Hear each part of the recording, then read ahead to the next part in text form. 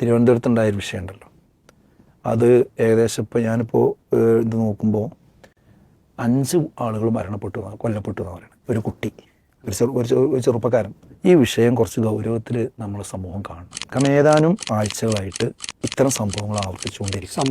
സമാന സംഭവങ്ങൾ ഒക്കെ ബന്ധുക്കളെ, ഉമ്മമാരെ, അമ്മമാരെ, അച്ഛന്മാരെ, പ്രധാന വില്ലനായിട്ട് ലഹരിയാണ് കാണുന്നത്. ഇതിൻ്റെ കാരണം എന്താണെന്നുള്ളത് പുറത്തു വരാനിരിക്കുന്നേ ഉള്ളൂ.